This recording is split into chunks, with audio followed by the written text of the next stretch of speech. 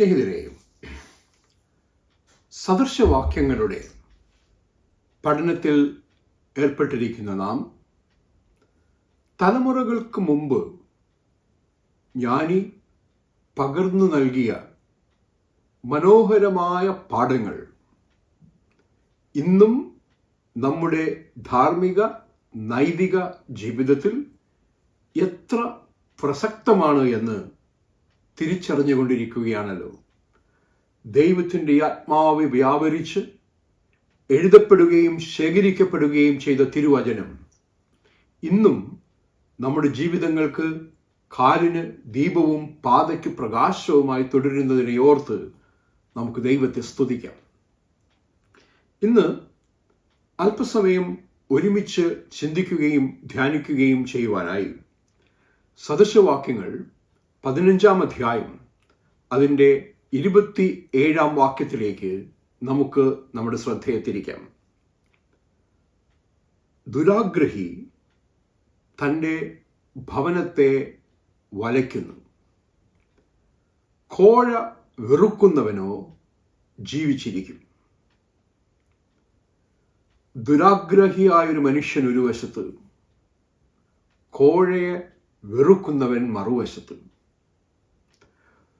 ദുരാഗ്രഹി അവൻ്റെ സ്വന്തം ജീവിതത്തെ മാത്രമല്ല, അവനുമായി ബന്ധപ്പെട്ട എല്ലാവരുടെയും ജീവിതത്തെ താറുമാറാക്കുന്നു, തകർക്കുന്നു, അവൻ്റെ ഭവനത്തെ തന്നെ തകർക്കുന്നു. എന്നാൽ കോഴ വെറുക്കുന്ന, നീതിയുടെയും ന്യായത്തിൻ്റെയും പക്ഷത്ത് മറുവശത്ത് നിൽക്കുന്ന ആ വ്യക്തി ജീവിച്ചിരിക്കും, ജീവന്റെ പൂർണ്ണത അനുഭവിക്കും. അത്യാർത്തിയെക്കുറിച്ച് ഞാൻ ഈ സദൃശവാക്യത്തിൽ പല ആവർത്തി സംസാരിച്ചു. ആർത്തി കൊണ്ടുണ്ടാകുന്ന അനന്തര ഫലങ്ങളെക്കുറിച്ച് സംസാരിച്ചു. അനർഹമായി സമ്പത്തും പ്രശസ്തിയും നേടുവാനായി ശ്രമിക്കുന്നവർ, അന്യായ മാർഗങ്ങളിലൂടെ സമ്പത്ത് നേടിയിട്ട് എത്ര ലഭിച്ചാലും തൃപ്തി വരാത്തവണ്ണം അഗാധമായ ആർത്തിയോടുകൂടി ജീവിക്കുന്നവർ, അവരിന് എന്ത് ദ്രോഹം സംഭവിച്ചാലും നേട്ടം കൊയ്യുവാനായി ശ്രമിക്കുന്നവർ, ദുരാഗ്രഹി, ആത്മാർത്ഥതയില്ലാത്ത ചൂഷണം നിറഞ്ഞ ഒരു ജീവിതം ജീവിക്കുന്നയാൾ. അങ്ങനൊരു വ്യക്തി എങ്ങനെ തൻ്റെ സ്വന്തം കുടുംബത്തെ വലയ്ക്കുന്നുവെന്ന് നാം ചിന്തിക്കേണ്ടിയിരിക്കുന്നു. മറുവശത്ത് കോഴ തനിക്ക് അർഹതയില്ലാത്തത് സ്വീകരിക്കുന്നൊരു മനുഷ്യൻ, അല്ലെങ്കിൽ താൻ ചെയ്യേണ്ടുന്ന ഒരു പ്രവൃത്തിക്ക് താൻ അർഹിക്കാത്ത പ്രതിഫലം കാക്ഷിക്കുന്ന ഒരു വ്യക്തി. ആ വ്യക്തിയിൽ നിന്നും വ്യത്യസ്തമായി ചെയ്യേണ്ടതേ ഞാൻ ചെയ്തിട്ടുള്ളൂ, നീതിയോടെയേ ഞാൻ ചെയ്തിട്ടുള്ളൂ, ധർമ്മബോധത്തോടുകൂടിയേ ഞാൻ ചെയ്തിട്ടുള്ളൂ, നൈതിക ബോധത്തോടുകൂടിയേ ഞാൻ ചെയ്തിട്ടുള്ളൂ എന്ന് സധൈര്യം പറയുവാൻ കഴിയുന്നൊരു വ്യക്തി ജീവിക്കും. പ്രിയരെ, ഇന്ന് നമ്മുടെ സഭയുടെയും സമൂഹത്തിൻ്റെയും അവസ്ഥയിലേക്ക് നാം തിരിഞ്ഞു നോക്കുമ്പോൾ വളരെ പ്രസക്തമായ ഒരു സദൃശവാക്യം ആണിത്. എന്താണ് ഈ സദൃശവാക്യം നമ്മുടെ മുമ്പാകെ മുൻവയ്ക്കുവാൻ ശ്രമിക്കുന്നതായിട്ടുള്ള ആശയങ്ങൾ?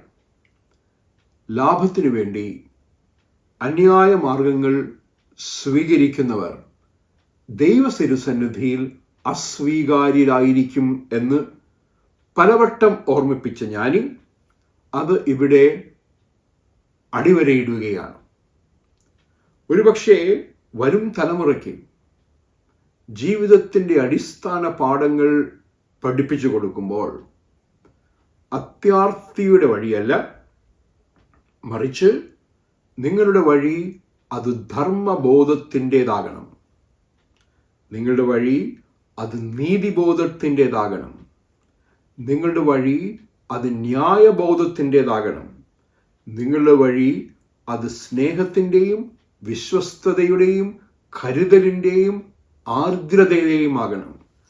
പലയാവർത്തി ജ്ഞാനി പറയുവാൻ ശ്രമിച്ച അതേ ആശയത്തെ തന്നെയാണ് അത്യാർത്തി കുടുംബങ്ങളെ തന്നെ, വീടിനെ തന്നെ വലയ്ക്കും എന്നും കോഴ വെറുക്കുന്നവൻ ജീവിക്കുമെന്നും പറയുക വഴി ജ്ഞാനി പറയുവാൻ ശ്രമിക്കുക.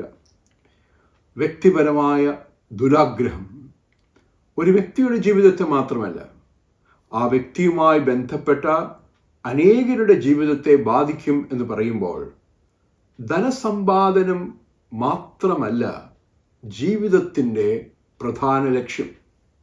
ധനം അർത്ഥവത്തായ ജീവിതത്തെ വാഗ്ദാനം ചെയ്യുന്നില്ല.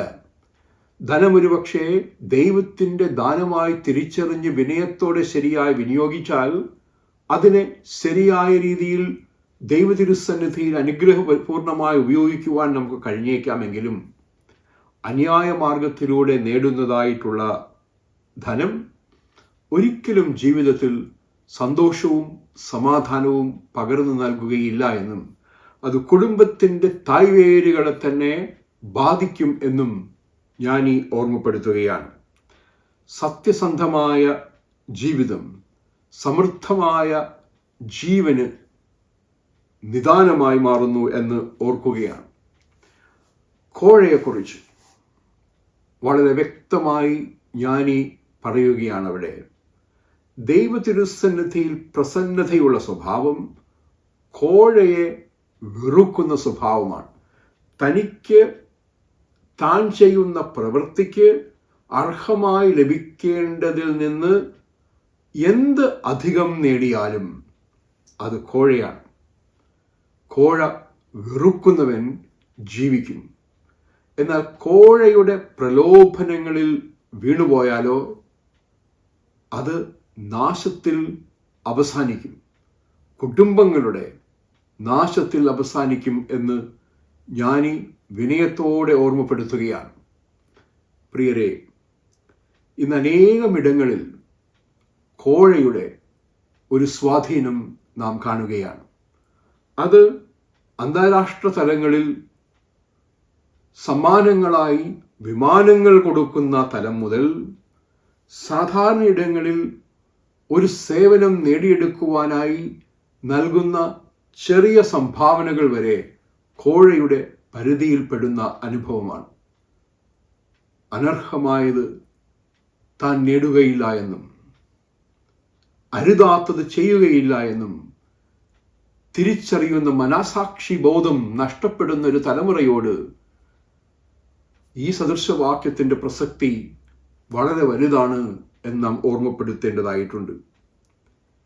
നാം ജീവിക്കുന്ന ജീവിതം അത്യാർത്തിയുടേതോ കോഴയുടേതോ ആകട്ടെ, കോഴ വെറുക്കുന്ന അനുഭവത്തിലോട്ടാകട്ടെ, അത് കൃപയിലേക്കും അതുപോലെ തന്നെ നാശത്തിലേക്കും വഴിതെളിക്കും എന്ന് ഞാൻ ഈ ഓർമ്മപ്പെടുത്തുകയാണ്. മനസ്സിൻ്റെ ഉദ്ദേശങ്ങളെ ആരാഞ്ഞറിയുന്ന ദൈവം നാം ഒരുപക്ഷെ ആരും കാണാത്ത അടഞ്ഞ മുറികളിൽ നടത്തുന്ന ഇടപാടുകൾ ഒരു നാൾ ഈ ലോകത്തിന് മുമ്പാകെ തന്നെ വെളിച്ചത്ത് വന്നേക്കാം. ഒരുപക്ഷെ ഒരിക്കലും വെളിച്ചത്ത് വരാത്ത വണ്ണം രഹസ്യാത്മകമായി കോഴ ഇടപാടുകൾ ചെയ്യുവാൻ ഒരുപക്ഷെ ചിലർക്ക് കഴിഞ്ഞേക്കാം. എന്നാൽ എല്ലാം കാണുന്നൊരു ദൈവം, എല്ലാം അറിയുന്നൊരു ദൈവം ഉണ്ട് എന്ന് മറന്നു പോകരുത്. നിന്റെ ജീവിതം അർത്ഥവത്താകണമെങ്കിൽ, അർത്ഥസമ്പൂർണമാകണമെങ്കിൽ, നിന്റെ ജീവിതം ജീവിച്ചു തീർക്കുവാൻ നിനക്കാകണമെങ്കിൽ, ആസ്വദിക്കുവാൻ നിനക്കാകണമെങ്കിൽ നീ കോഴയെ വെറുക്കുന്നവനാകണം എന്ന് ഞാൻ ഈ ഓർമ്മപ്പെടുത്തുകയാണ്. വഞ്ചനയിലൂടെയുള്ള നേട്ടങ്ങൾ താൽക്കാലികമാണ്. ദൈവിക സന്തോഷം ജീവിതത്തിൻ്റെ ലക്ഷ്യമാകണമെങ്കിൽ അത് ആർത്തി ഒഴിഞ്ഞുള്ള ജീവിതമാകണം. അത് കോഴയെ വെറുക്കുന്ന ഒരു ജീവിതമാകണം എന്ന് ജ്ഞാനി വ്യക്തമായി ഓർമ്മപ്പെടുത്തുകയാണ്. എന്താണ് ദുരാഗ്രഹം? എന്താണ് അത്യാർത്തി? ആർത്തിയുടെയും ദുരാഗ്രഹത്തിൻ്റെയും പ്രായോഗിക തലങ്ങൾ എന്തെല്ലാമാണ് എന്ന് ഒരുപക്ഷെ നിങ്ങളോട് ചോദിക്കുകയാണെങ്കിൽ നിങ്ങളുടെ മനസ്സിലേക്ക് ആദ്യം ഓടിയെത്തുന്ന ഉദാഹരണങ്ങൾ എന്താവും? അധിക ലാഭം കൊയ്യുന്നതിനു വേണ്ടി വില വർദ്ധിപ്പിക്കുന്ന സാധാരണ കച്ചവടക്കാരൻ മുതൽ വിലവർദ്ധൻ മുന്നിൽ കണ്ട് അവശ്യ സാധനങ്ങളെ പൂഴ്ത്തിവെക്കുന്നവൻ വരെ ഒരുപക്ഷെ നമ്മുടെ മനസ്സുകളിലേക്ക് ഓടി വന്നേക്കാം. തങ്ങൾക്ക് ആവശ്യമായതിലധികം ഭൂമി കൈവശം വെച്ചിരിക്കുന്ന എത്രയോ പേര് നമുക്കറിയാം. ഒരു തുണ്ട് ഭൂമിയില്ലാതെ അനേകർ പട്ടിണി കിടക്കുന്നൊരു ലോകത്ത്, ഭവനരഹിതരായി ജീവിക്കുന്നൊരു ലോകത്ത്, പലായനം ചെയ്യുന്നൊരു ലോകത്ത്, പ്രയാണം ചെയ്യുന്നൊരു ലോകത്ത്, പ്രവാസികളാകുന്നൊരു ലോകത്ത് തീയതായ മാർഗത്തിലൂടെ വെട്ടിപ്പിടിക്കുന്ന മനുഷ്യന്റെ സ്വഭാവം, അത് അയൽക്കാർ തമ്മിലുള്ള ബന്ധം മുതൽ രാജ്യങ്ങൾ തമ്മിലുള്ള യുദ്ധങ്ങളിൽ വരെ ചെന്നു നിൽക്കുന്ന അവസ്ഥ. തങ്ങളുടെ അതിർത്തിക്കുള്ളിൽ സന്തോഷത്തോടെ സമാധാനത്തോടെ ജനത്തിൻ്റെ സമൃദ്ധി ലക്ഷ്യം വെച്ച് ഭരണനിർവഹണം നടത്തുന്നതിന് പകരം എവിടെ തങ്ങളുടെ സ്ഥാനം ചോദ്യം ചെയ്യപ്പെട്ടു എന്ന് തോന്നുന്നുവോ അവിടെ ബാഹ്യമായൊരു ശത്രുവിനെ സൃഷ്ടിച്ച് ആ ശത്രുവിനെ ആക്രമിക്കുവാൻ ശ്രമിക്കുന്ന, യുദ്ധങ്ങൾ സൃഷ്ടിക്കുന്ന നേതാക്കന്മാരെ നമുക്കറിയാം. ആന്തരികമായ പ്രതിസന്ധികളെ മാറ്റുവാനായി ബാഹ്യമായ യുദ്ധങ്ങൾ സൃഷ്ടിച്ച് ആ ഭൂപ്രദേശങ്ങളെ നേടിയെടുക്കുവാനുള്ള ശ്രമത്തിനിടയിൽ അദ്ദേഹത്തിൻ്റെ മാത്രമല്ല എത്രയെത്ര കുടുംബങ്ങളാണ് കണ്ണുനീരിൽ ആയിത്തീരുന്നത് നമുക്കറിയാം. അത്യാർത്തി കുടുംബങ്ങളെ നശിപ്പിക്കുന്നു, യുദ്ധങ്ങൾ സൃഷ്ടിക്കുന്നു, അത് സമാധാനം ഇല്ലാതെയാക്കുന്നു, തലമുറകളുടെ ജീവിത സാധ്യതകളെ ഇല്ലാതാക്കുന്നുവെന്ന് പലവട്ടം ഞാൻ ഈ ഓർമ്മിപ്പിച്ചിട്ടും ആ പാഠം ഉൾക്കൊള്ളുവാൻ മനുഷ്യന് കഴിയാതെ വണ്ണം അവൻ്റെ ഹൃദയം മന്ദമായി പോകുന്നത് എന്താണ്? ലോകത്തിന് സമാധാനം അന്യം നിന്ന് പോകുന്നത് എന്താണ്? സ്വന്തം വീട് വിട്ട് പലായനം ചെയ്യേണ്ടി വരുന്ന കുഞ്ഞുങ്ങൾ, വേലറുക്കപ്പെട്ടവരായി മാറുന്ന തലമുറകൾ, കണ്ണുനീരിൽ ജീവിക്കുന്ന എത്രയോ ആളുകൾ, ആ കണ്ണുനീരിനൊക്കെ കാരണം ചിലരുടെയെങ്കിലും അത്യാർത്തി മാത്രമല്ലേ എന്ന് നാം അറിയാതെ ചോദിച്ചു പോകുന്ന ഒരു കാലഘട്ടത്തിലാണ് നാം ഇന്ന് ജീവിക്കുന്നത്. പരിസ്ഥിതി നേരിടുന്ന വെല്ലുവിളികളെക്കുറിച്ച് നിരവധി പഠനങ്ങൾ നടക്കുന്ന ഒരു കാലഘട്ടം. പരിസ്ഥിതിക്ക് പരിക്കേൽക്കാതെ വണ്ണം ജീവിതങ്ങളെ ക്രമീകരിക്കണമെന്ന് ആഗ്രഹിക്കുന്ന കുഞ്ഞുങ്ങളും യുവാക്കളും വർദ്ധിച്ചു വരുന്നൊരു കാലഘട്ടം.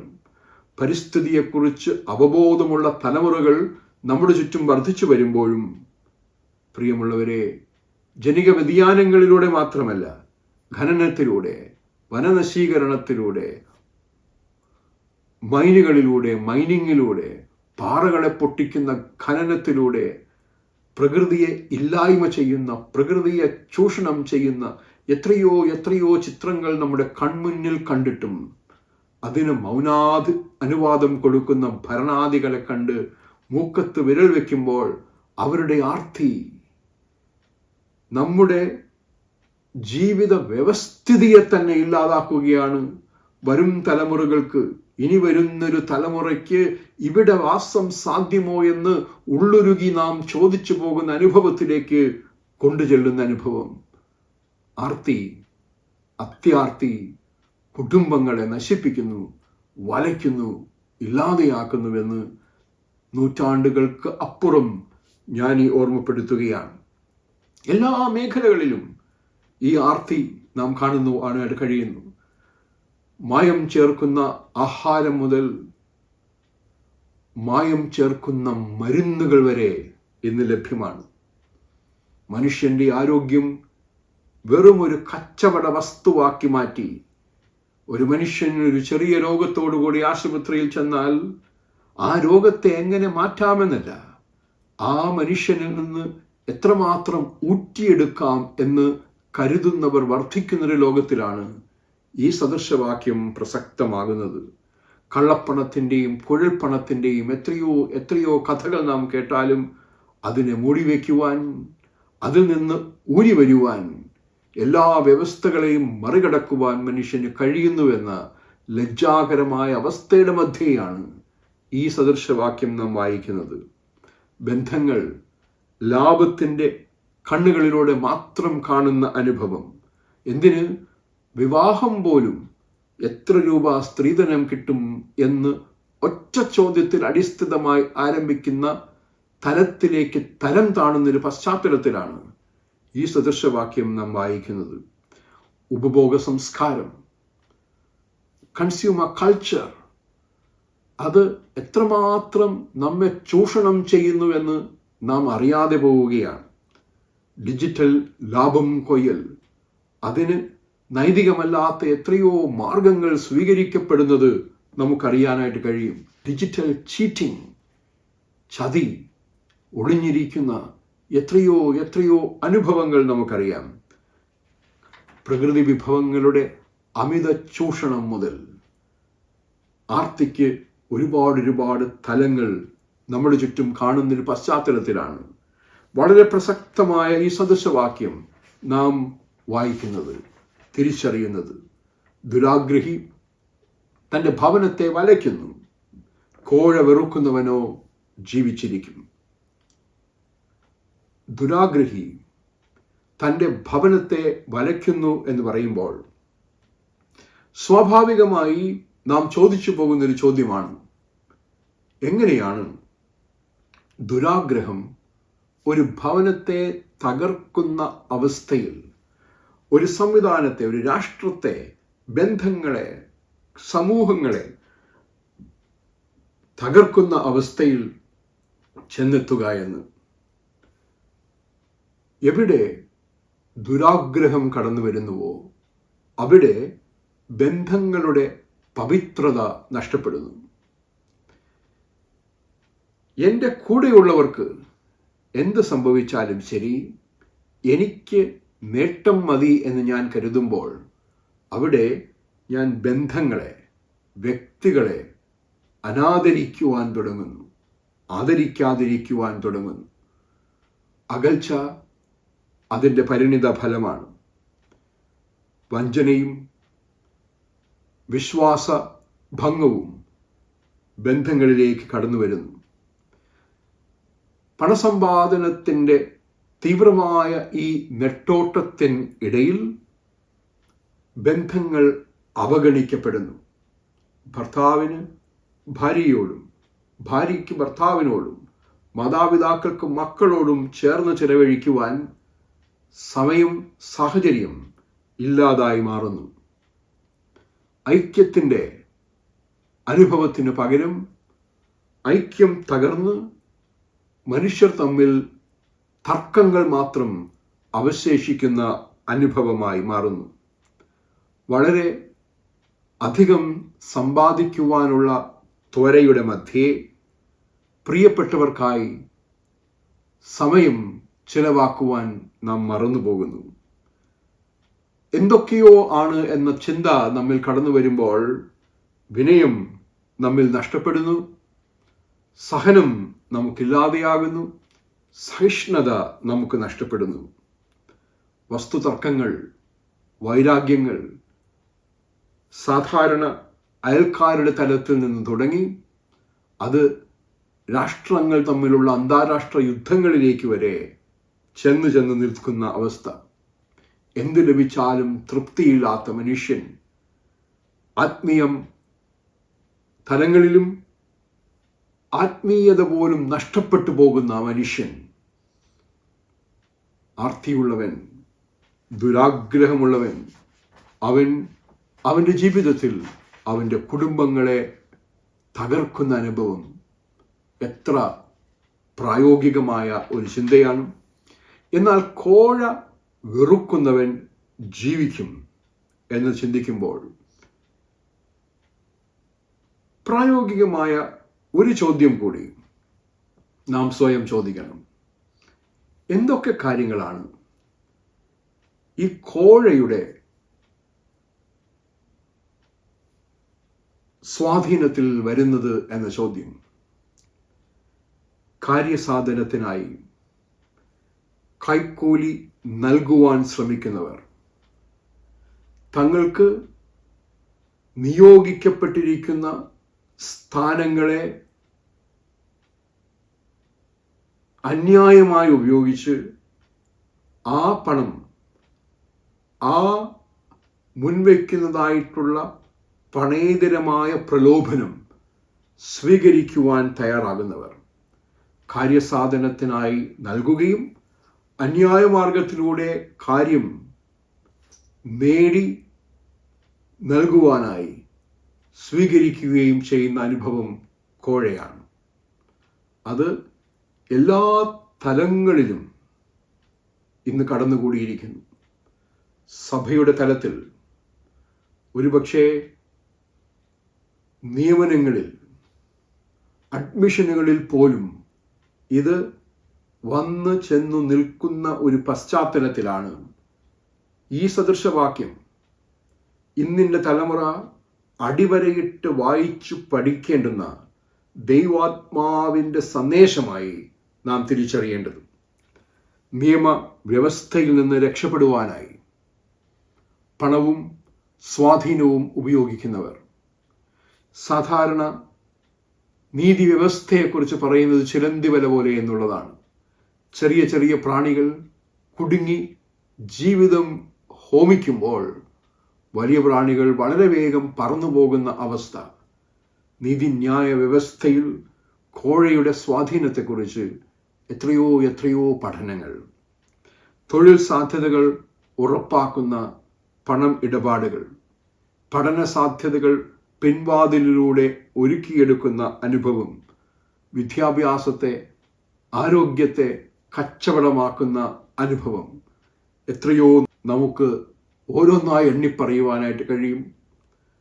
പൊതുസേവനങ്ങൾ നേടുവാൻ വരെ പണം കൊടുക്കേണ്ടി വരുന്ന അവസ്ഥ, കരാറുകൾ നേടുവാനായി പിൻവാതിൽ മാർഗങ്ങൾ, കരാർ നേടി അത് ഏത് തരത്തിലുള്ളതാകട്ടെ, സാധാരണ റോഡ് പണിക്കായി കരാറ് നേടുന്നയാൾ ആ പണി തീരുന്നതിന് മുമ്പ് തന്നെ റോഡുകളിലെ വിള്ളൽ കണ്ട് നാം ഞെട്ടി നിൽക്കുന്ന അവസ്ഥ. പദ്ധതികൾക്കായി കമ്മീഷൻ പങ്കുവഹിക്കുന്നവർ, രാഷ്ട്രീയമായി എത്രയോ വ്യത്യസ്ത അനുഭവങ്ങൾ, ആശുപത്രിയിൽ ചികിത്സയിൽ എത്തുന്നവർക്കുള്ള എത്രയോ സങ്കടകരമായ അനുഭവങ്ങൾ, അവസ്ഥകൾ. സദൃശവാക്യത്തിലൂടെ ഞാൻ ഈ തലമുറകളെ അതിശക്തമായി ഓർമ്മപ്പെടുത്തുകയാണ്. ദുരാഗ്രഹി തൻ്റെ ഭവനത്തെ വലയ്ക്കുന്നു. കോഴ വെറുക്കുന്നവനോ ജീവിക്കും, ജീവിച്ചിരിക്കും. കോഴ വെറുക്കുന്നവൻ്റെ അനുഗ്രഹത്തെ കൂടെ നമുക്ക് ചിന്തിക്കാം. ദൈവത്തിൻ്റെ അനുകൂലതയും അനുഗ്രഹവും തിന്മയെ വെറുക്കുന്നവനോടൊപ്പം എന്നുമുണ്ടാകും. നമുക്കറിയാവുന്ന ചില വ്യക്തികളെ നമുക്ക് ഓർത്തു നോക്കാം.